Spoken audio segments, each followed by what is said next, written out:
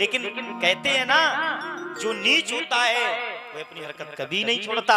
इसने सोचा बैठ करके शिविर में कि मैंने पांचों पांडवों को मार दिया, पांडवों को तो मार नहीं सकता क्योंकि इसकी बस की बात नहीं है। अब इनके वंश में दीप जलाने वाला कौन बचा है, कौन बचा है, ऐसी सोच रहा था। इतने में याद आया, अभिमन्यु पत्नी उत्तरा के घर में संतान है, अगर उसको मैंने नष्ट कर दिया तो फिर पांडु वंश में कोई दीप जलाने वाला नहीं बचेगा। इस दुष्ट ने क्या किया, उत्तरा गर्भवती है, उनके गर्भ में संतान है, और संतान कैसी, राजा परीक्षित जैसी संतान है उत्तरा के गर्भ में। ये अभिमन्यु पत्नी है। पुनः इसने बाण छोड़ा उत्तरा के गर्भ की ओर, दीप जलाने वाला भी नहीं छोड़ूंगा।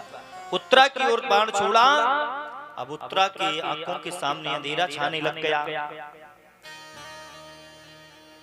और यहां से एक बड़ी अच्छी सीख ये मिलती है कि जब भी पांडवों के जीवन में कोई भी दुख आया, कोई परेशानी कठिनाई आई, संघर्ष के बीच में खड़े हुए, वो किसी के पास नहीं गए, किसी से उन्होंने दुहाई नहीं लगाई। जब भी उन्होंने दुहाई लगाई, जब भी आश्रय लिया, तो भगवान कृष्ण का ही आश्रय लिया। और जो भगवान कृष्ण के आश्रय में आ जाता है, उनको आश्रय, उनकी आश्रित हो जाता है, तो उस व्यक्ति की जितने भी संघर्ष हैं, जीवन के जितने भी कष्ट हैं, वो भगवान के हो जाते हैं, फिर उसके नहीं रहते। भगवान उसकी जरूर रक्षा करते हैं। इसलिए आप अपने जीवन के संघर्ष, आप अपने जीवन की परेशानी कठिनाइयां भगवान से ही कहना। इस समाज से कहोगे, समाज हंसेगा। आपके दुख को सुनकर के ये सच्चाई जीवन की माता जी, आपके रिश्तेदार आपकी मदद नहीं करेंगे, लेकिन उपवास करने में चूकेंगे नहीं। आप अनुभव करके देख लेना, आपके परिवार के लोग मदद ना करें, लेकिन उपवास करने में नहीं चूकेंगे। और लेकिन याद रखना, जो मेरे कन्हैया लाल के सहारे हो जाता है, फिर उसे संसार में किसी भी सहारे की जरूरत नहीं पड़ती। ये क्वालिटी है भगवान कृष्ण में, परमात्मा में। प्रेम से बोलो एक बार और।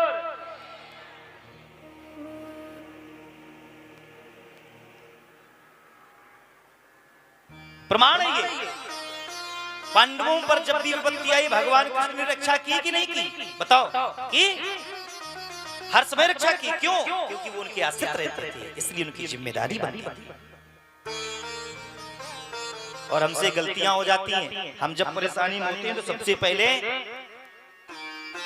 कोई मजबूत व्यक्ति को आगे करते हैं, ये इससे हमारी मदद हो जाएगी। अरे हमारे मौसा जी कौन है, बोले बहुत बड़े इंस्पेक्टर हैं, बहुत बड़े अधिकारी हैं, हमारा उनसे ये काम हो जाएगा, हमारा उनसे ये काम हो जाएगा, ये हो जाएगी, अच्छी बात है। परंतु भगवान से बड़ा कोई नहीं है। आपके पास जब परेशानी आए, मैं सत्य कहता हूँ, आप सबसे पहले किसी के पास ना जाकर के भगवान के पास जाकर के अपनी परेशानी कहना, समर्पित होकर के, उनके होकर के। इसके बाद किसी से भी कहना, किसी से भी कहो, किसी से भी मदद मांगो, जिससे मदद लेनी उससे लो, लेकिन एक बार सबसे पहले अपनी परेशानी भगवान को जरूर सुना देना। फिर देखना आपकी परेशानी कितनी शीघ्रता से आपसे कितनी दूर चली जाए, आपको पता भी नहीं चलेगा। माध्यम तो कोई होगा, लेकिन प्रेरणा मेरे ठाकुर की होगी।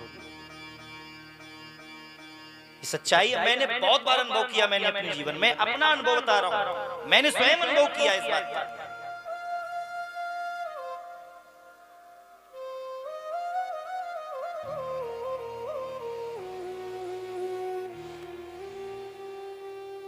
उत्तरा ने देखा कि ये दुष्ट का बाण हमको और हमारे गर्भ को नष्ट कर देगा।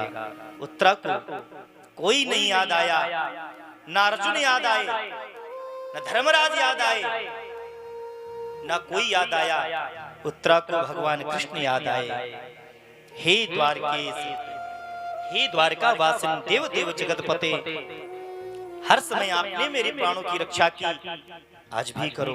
इस उत्तरा को अपने प्राणों की फिक्र नहीं है, अपने गर्भ की फिक्र है।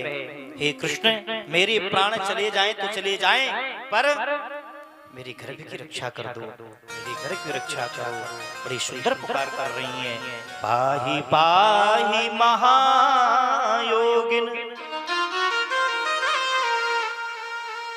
देव देव जगतपते।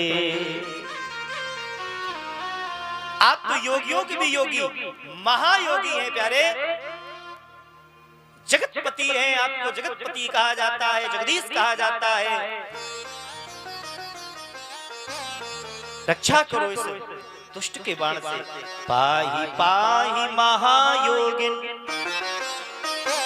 देव देव जगतपते। नान्यं त्वद् भयं पश्ये यत्र मृत्यु परस्परम।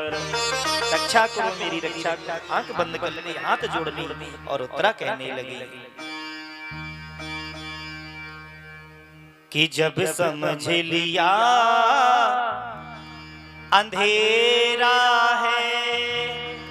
उत्तरा ने देखा ऐसा भयानक बन आ रहा है, चारों तरफ अंधेरा छा गया, कुछ दिख नहीं रहा है उस देवी को। आंख बंद कर ली उस देवी ने, भगवान की झांकी का दर्शन किया और याद किया, पुकार लगाई कृष्ण की और कहा, प्यारे कि जब समझ लिया अंधेरा है तो आशा टूटी उजियारे।